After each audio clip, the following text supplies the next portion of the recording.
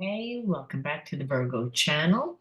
My name is Laura. If you're new to the channel, I'm going to do a general message for Virgo. Know that energy is fluid. Always interpret the message as it best resonates with you. If you're new to the channel, anything of any importance or relevance to the channel, you can find in the description box. Also know that I like to go deeper within my readings. So we do look at more than just what goes on the surface. We also look at the spiritual blocks, the shadows, see how they play out as karmic themes within your experience. This all allows you to see things from a different perception. That is very healing. And then it also allows you to incorporate new behaviorisms. Actually, it allows you to understand why everything was happening from a spiritual perception. And once you understand why certain things are happening and you're able to integrate the spiritual lesson, well, then you break all karmic cycles and karmic looping, which is what we want to do when we are in a connection with a karmic mate, someone that comes in and out of our life, someone that no matter how much time goes by, they just feel like they can show back up because at one time there was a really strong connection. And there might still be a strong connection, but the problem is that there's intimacy issues now, which is based on trust, based on um, the fact that you don't feel safe with this person. So, yeah, there's passion. Yeah, there's attraction still because that spiritual element will always be there. You can't break that part. That's the problem with karmic mates. Karmic mates are ones that you do have a lot of passion. There is soul recognition. The issue is that there's no trust anymore. And when a person doesn't feel safe, well, then unconsciously we begin to look for things. So, like I said, these type of readings are very healing for that reason, because you're able to see things from a different perception, which is then empowering. I mean, staying connected to a karmic that makes you feel bad about yourself, obviously, is what makes it karmic. Okay, so let's see what that underlying energy is. Let's see what's going on within your relationship. Now, again, if you want to enter into winning a free reading with me, you got to like the video, subscribe to the channel, write the word of the video in your comment bar. The word of the video is the underlining energy of why everyone's doing what they're doing. Let's see what it is. False front. False front. Well, I feel like you're connected to someone that never shows you really who they are. This person is always coming from a facade, always wants you to perceive them to be someone that they're really not. This person is not emotionally intelligent. They have a lot of shadows. They're always, like I said, coming from their persona. The issue is that they truly do have really strong feelings for you. The problem is that when we have spiritual blocks to love, well, then we continually get in our own way. And this is kind of what the energy is that I feel like you deal with. You deal with a person that you feel like they don't like you. You feel like they're malicious. You feel like they deliberately go out of their way to hurt you, to say things. And but meanwhile, you can feel that they like you. And you can feel like they're in your energy, but then you're like, okay, but the energy doesn't match. And it's because intuitively, you can feel when a person is true or when that person again is fake. You can feel what genuine love feels like, and you can also read it. There's almost like a familiarity is what I'm trying to get at. Like when we meet a past life soulmate, someone that there's instantaneous like connection and chemistry, and the person feels like home. It's like you can't confuse that. It's also ESP is through the heart and mind. One person can't have like a relationship in the astral realm. It's not possible. I mean, past life connection means that you knew this person in a past life. So that means they found you in this life. Where the soul recognition is the fact that you can feel it. That was there. However, everything that this person showed you was the exact opposite. And again, the reason why is you thought that they were just like, oh, they don't like me. They're kind of like a narcissist. They're me. And it is this person sabotages themselves. This person is so blocked to anything that makes them again to love. They're so terrified to let someone get that close that they get in their own way and they're sabotage their relationship.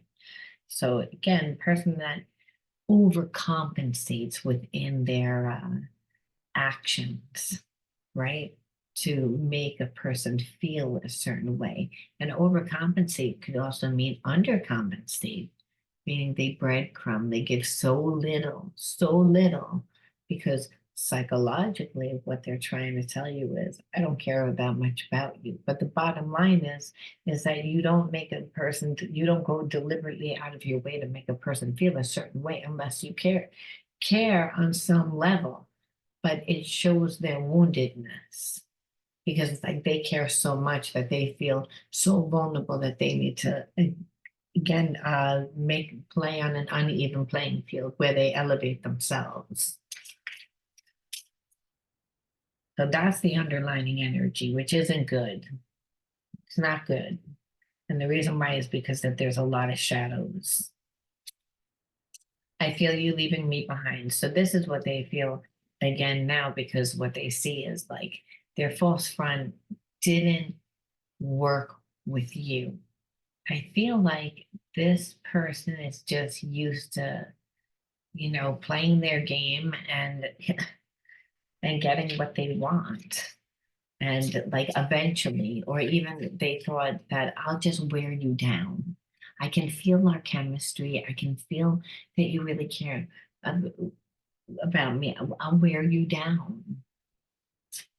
And I think that that's like all the playing games, but really you being like, I don't like everything every time you come back into my life, you show me something else, but it's never based on truth. It's always a facade.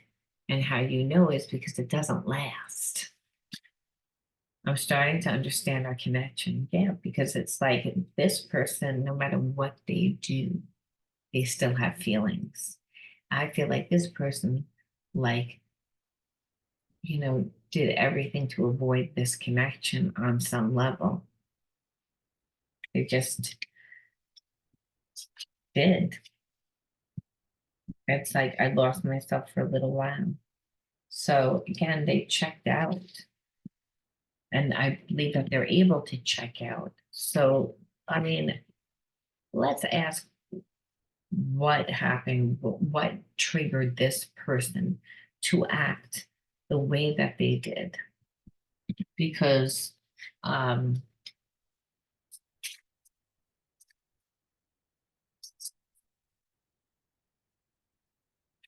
we know that they have like a block to love, but upside down, I felt like I was living upside down. So I feel like just not having control over their own life, being in a relationship when a person doesn't feel safe in their own life, they tend to be control freaks. They feel like this person could have like a lot of like obsessive energies, which is that would be very common for someone that has a lot of spiritual blocks, a lot of shadows. Again, there's behaviorisms that are attached to those shadows. That's what the problem is. That's why the person continues to sabotage the connection.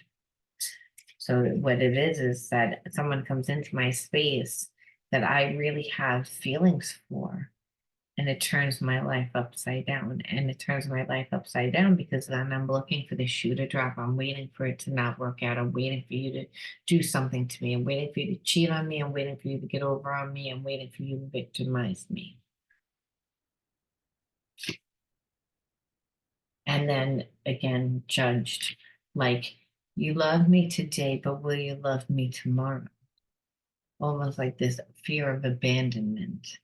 It's like, so it's also like, you're not going to like who I really am.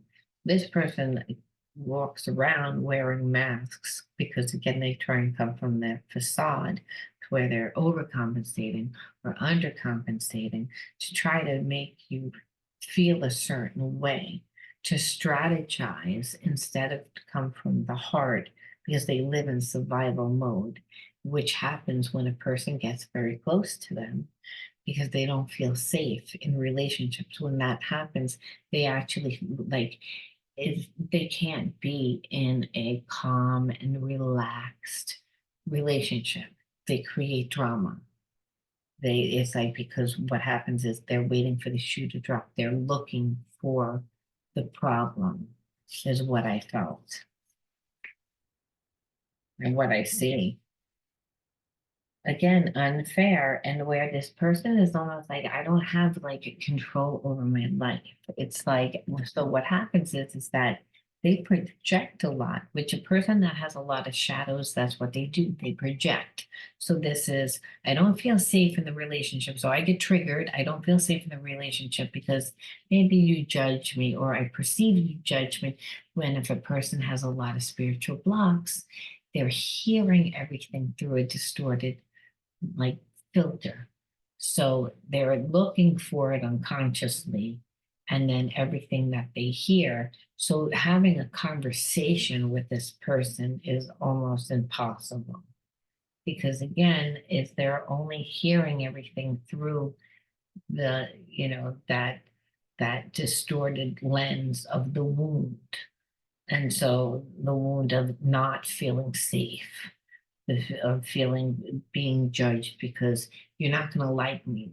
So I can't, I wear all these masks because I feel like you're not going to like me, but eventually you're going to find out who I am. But I can't let you get close to me because I can't let you find out who I am. So it's again, so in order, excuse me, in order for them to be in a relationship, they have to play it where it's unfair because they actually are afraid of being in a relationship that's unfair. So they're continually projecting. And that's what the soul will do in order to clear itself. That's how we know that a person needs healing, because you're like, if anything, you being in a connection with them would make you feel like your life was upside down because this person doesn't feel safe. So they're never going to allow you to feel safe. And so, again, feeling that way and not being able to have a conversation with a person because every time what they're hearing is through the wound, it's like you learn not to, again, be able to speak your truth, to ask for what you need. You become somebody else over time, which is extremely unfair. But this person's so afraid that their life is going to be unfair. So we can see why the shadow is what it's doing. And so, and I knew right away that this person had a lot of blocks, which means I have a lot of inner child wounds, which then played out within every single relationship in this person's life, which is why they go into every single relationship looking for the shoe to drop and projecting. So it's not like they can't be in a relationship. It's just, I mean, get a relationship. They can get a relationship, but being in a relationship, not one without, that's not full of drama, not without this person fully controlling the relationship. A savior.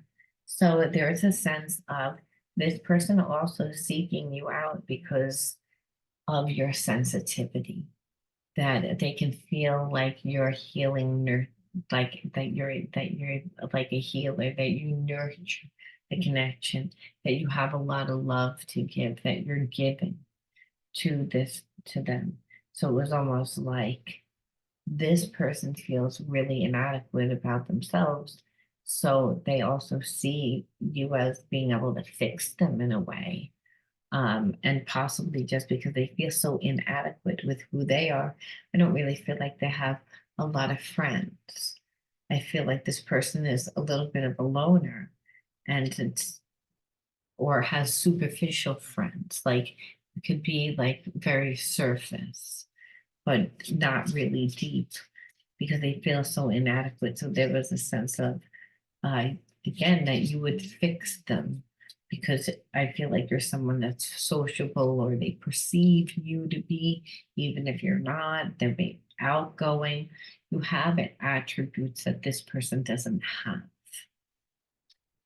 which is always past life karmic mate. It's again that has shadows while they're going to your light, to the things that they have darkness.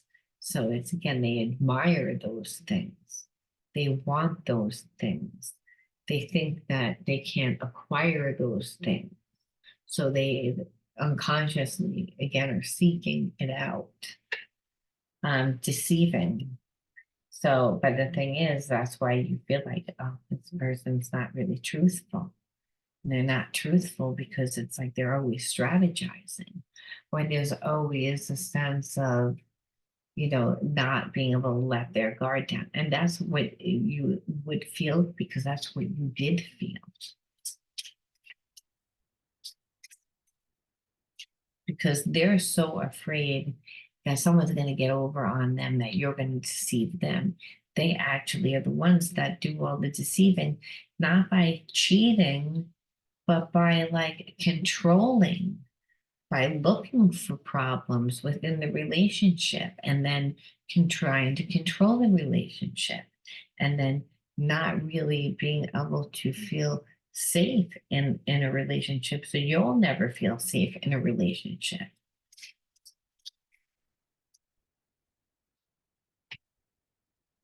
Insecure. I mean, we know this, that's obvious. Like when a person like is emotionally not intelligent, they are insecure, and that's what happens when a person has a lot of wounds. They want to control, they project, they act childish, they like by like gaslighting and manipulating, and again holding back emotion, acting like they don't care. Anything to get a reaction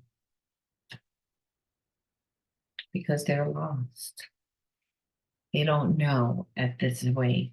So, like, there's a part of them that wants to heal, doesn't know how to heal, sees you as like someone that could actually heal them, but also someone that is attractive, someone that they want to be in a relationship with because they admire traits about you. But this person has major intimacy issues. It's like that I don't see that they've healed. So again, when they get into relationships, they want the relationship, but they're so traumatized by their past relationships, they can't be in a normal relationship because they look for problems. They create chaos in a relationship by not creating a safe environment. When we're talking, things just come out of my mouth, and afterwards, I'm not even sure why I said them. So this person, again, like wants to be able to open up, wants to be able to have a conversation. So when I was saying in the beginning of the reading that this person wants to be in a relationship is, but the thing is they continually sabotage themselves because they don't believe that they can have love because of the way that they grew up and because of their other experiences within relationships. So they actually make it a self-fulfilling prophecy, but there is a part of this person that does want to open up because when they're around you, you feel like home. They again feel this energy. You feel that too. So, and that because this person wouldn't open up if it wasn't a two-way thing. Just like ESP is not a one-way thing. Past life means that this person found you from they came all the way from a past life. So a week, 2 weeks, a month, 3 months, a year, 2 years, 5 years, 10 years. Time doesn't mean anything. It's that that person will always have that connection. It's the only thing that can't be destroyed. The problem is the karmic mate has created too many intimacy problems, trust, where the party doesn't feel safe. And it's because they need healing. They're getting their own way. And they know this. This is why they look to find a savior. They look for that.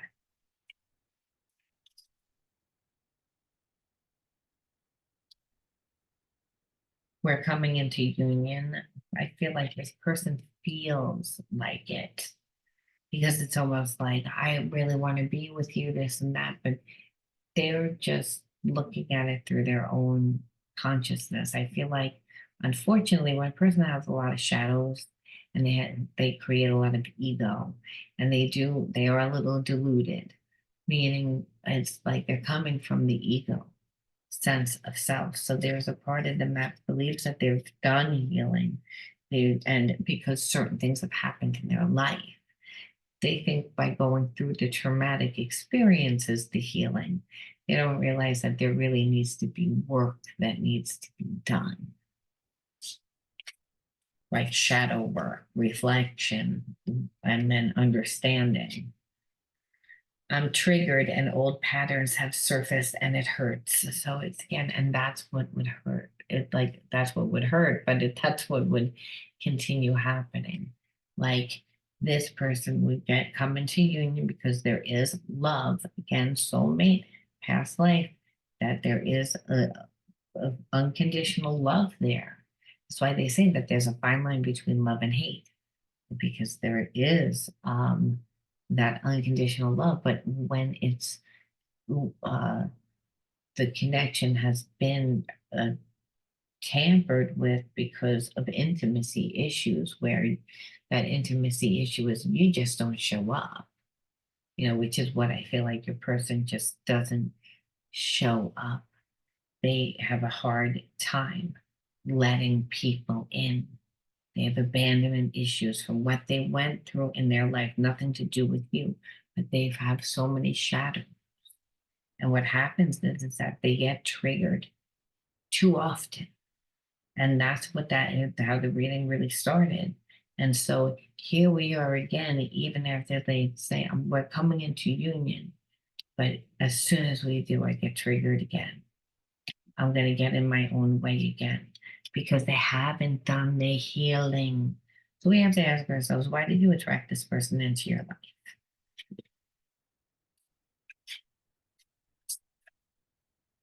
I'll look and I'll see what they're going to do. But what I see is that they're going to continue getting in their own way. Doesn't mean that they're not going to try and come back. Doesn't mean that they're not going to have feelings. Okay, anchor. So that again, root chakra, you not being supported, you not having the anchor is support when you're growing up. These are inner child cards because we always look at the inner child wounds of why you attract a person, why you attract situations and experiences into your life. The psychological theme that you need to learn, the psychological theme which lives, anchor is root chakra, is that support, not feeling supported, not feeling connected to anything, feeling a little bit different, which is kind of mirroring the energy of this person. So you're a mirror of who and what comes into your life. So you might say, well, I'm not as grounded either in myself. Only difference is I'm a work in progress. So you again, like goes to like. So until you actually fully integrate the spiritual lesson, you would still attract the same type of energy into your life. So you may say, well, I'm doing work and I've done work. Why is that happening?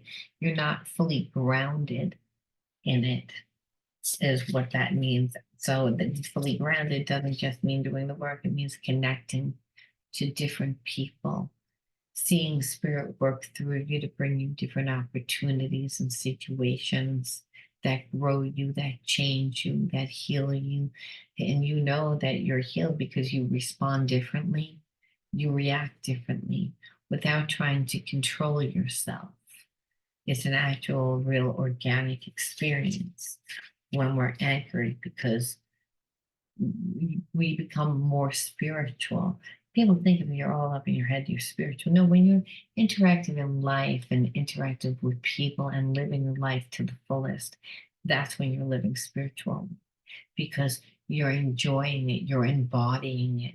Spirit, that divine spirit that lives inside of all of us, that God part of self, that spirit part of ourselves, is made of unconditional love. We're here to be an expression of unconditional love by giving and receiving of love through our free will, how we choose to do it, and then connecting on a deep, intimate level to people that are going to fill us emotionally.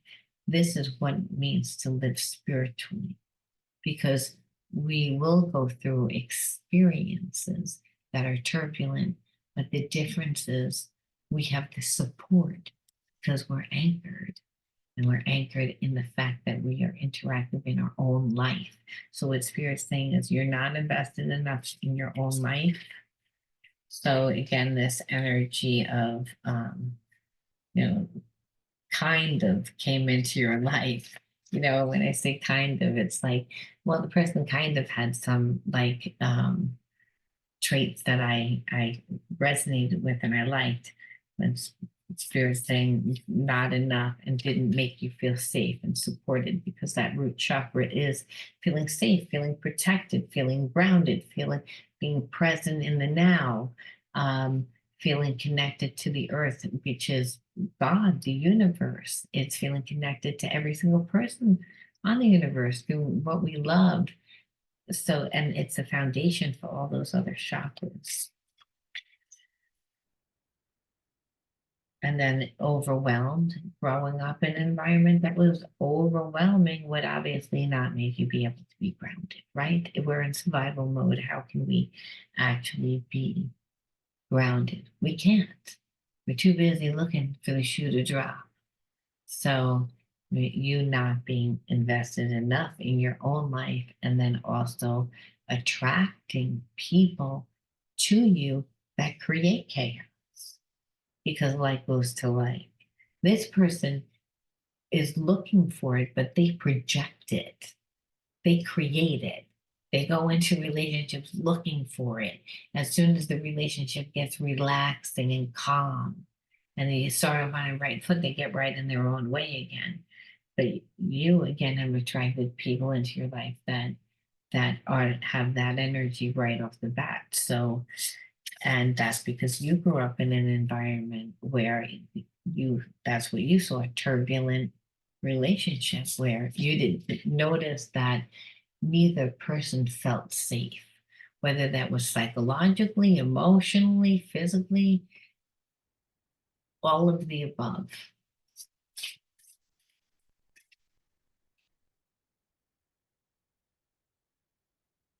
And suppression, not being able, if we grew up in survival mode, then we're suppressed. And we're suppressed because we're too busy, like wanting to please our family, wanting to be the fixers a lot of times, not wanting to cause waves. Um, but being with a person like this, that's so insecure, well, they are emotionally manipulative. So doing things like holding back emotionally is a way to suppress you from being able to ask for what you need. It's a way of controlling, but controlling again to suppress you so that you actually, like, over time, feel like you lose your identity. And the irony is that this person is attracted to you because of who you are.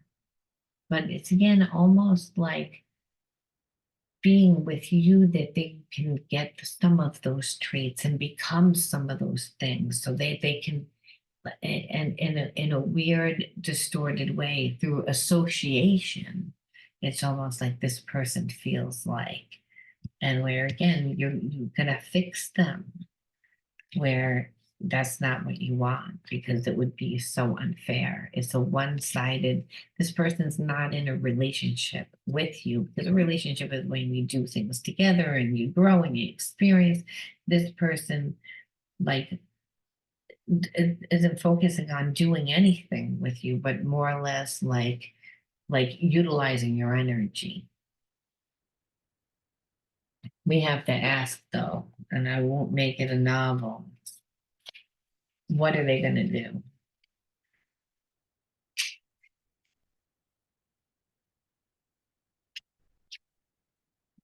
Again, they're evaluating their options. So there's a part of this person that's like, again, I don't really want to have to change.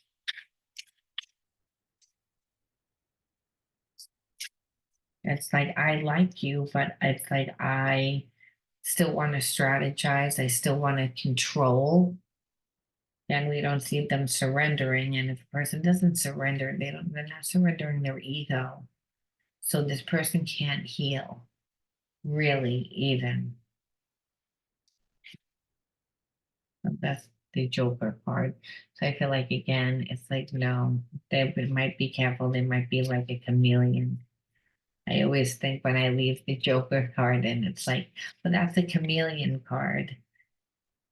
It'll be whatever you want it to be, but that's not trustworthy energy, because no one will fake the funk for a long time. So this person might say that they'll change certain things, but unless they do the work, it doesn't mean anything.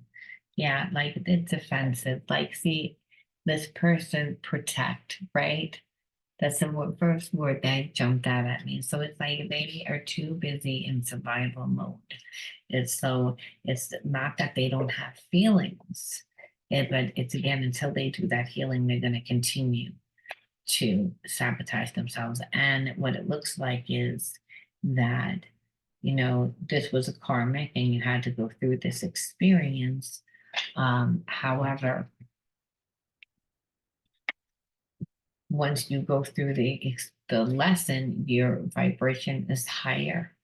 And so you're able to then attract different energy into your life. I believe that you're supposed to just be working on yourself really right now and making sure that you're loving yourself enough, like giving and doing for yourself enough over time will make you value yourself more.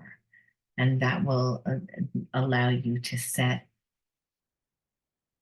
bigger boundaries and direct the relationship more, because you value your life more, meaning emotionally you can stay afloat because your cup is so overflowed that somebody isn't gonna you're not going to be like someone that has that type of energy. You're not even going to give the time of day to, because it's like, it's not that the person doesn't have feelings, but who cares? They can't function. And it's, again, and you being connected to them and having a connection to them where it becomes like hoping that they're going to fix themselves. About you don't want that.